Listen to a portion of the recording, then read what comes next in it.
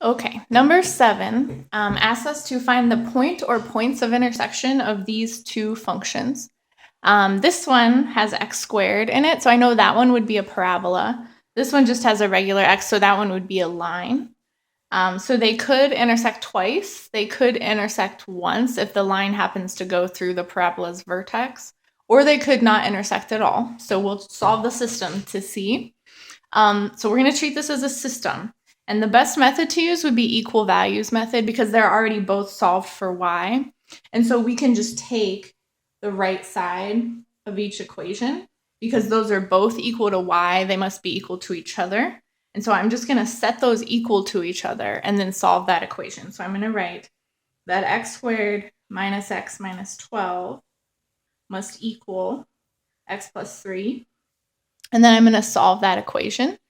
Since it's quadratic, it has x squared in it, we want to get all the terms onto one side and have the other side just be 0.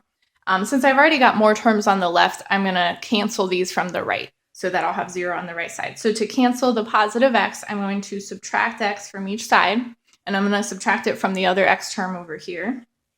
And then to cancel the positive 3, I'm going to subtract 3 from each side, and I'm going to subtract it from the other units term or the other constant term over here. So on the left side, I'm still going to have the x squared, which I'll bring down. I had a negative 1x, and now I'm taking away another x, which will give me negative 2x. And then negative 12 minus 3, the minus 3 makes it more negative, so that would be negative 15. And then on the right side, those are going to cancel, and we will have 0. So when you're solving a quadratic, you want to get it equal to 0 first. Now, I can solve by factoring. I could also do completing the square or the quadratic formula. Usually factoring is the easiest one, so I like to try that one first to see if it's factorable.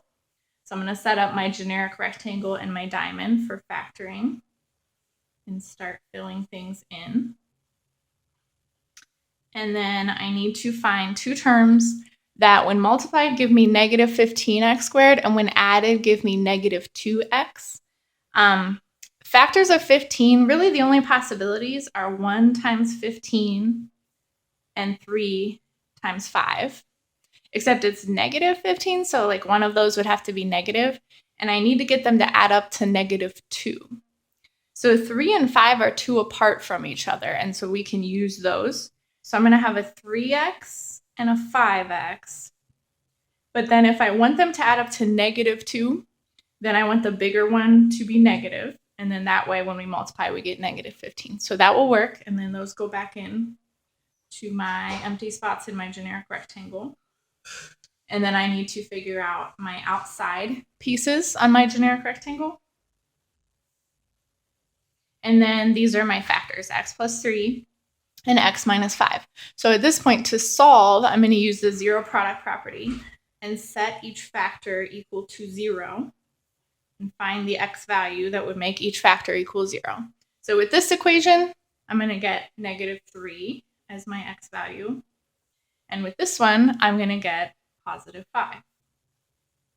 So we got two x values. And remember, what we're trying to find are the points of intersection of this parabola and this line. Okay, and so we had started by setting those equal. So these are not the x-intercepts of the parabola.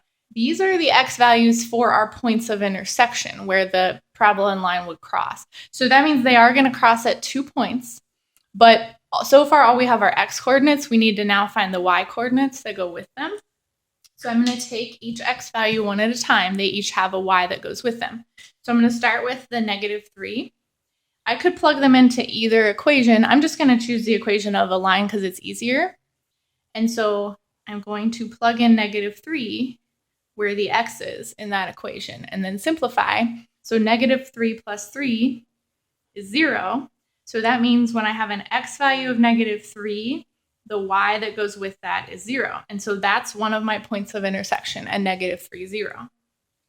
And then I'm just going to do the same thing for the other x value, which was 5. So using the equation for the line, I'm going to put in 5 for x and then simplify, and I get 8. So at that point, the x value is 5 and the y value is 8. So I believe these functions intersect at these 2 points, negative 3, 0 and 5, 8. And now to check that that's correct, I'm going to graph these two in my graphing calculator. So what I'm going to do is I'm going to go to my y equals button where I can type in equations for functions. And I'm going to type in my two equations. So I'm going to put the parabola equation x squared minus x minus 12, and then press enter. And in y2, I'm going to put the line equation x plus 3. And then I'm going to press graph. If your graph isn't on the right window, you can always press zoom and then choose choice 6 zoom standard, and it'll go to the normal -10 to +10 window. So I can see my parabola, part of it, and part of my line, and I can see both points of intersection. And I'm just going to make sure that it looks like they are intersecting at -3, 0. So that would be that point of intersection right there. Does look like it is at -3, 0. And they're also supposed to intersect at 5, 8. And it appears that they do on here. So I know that I did it correctly.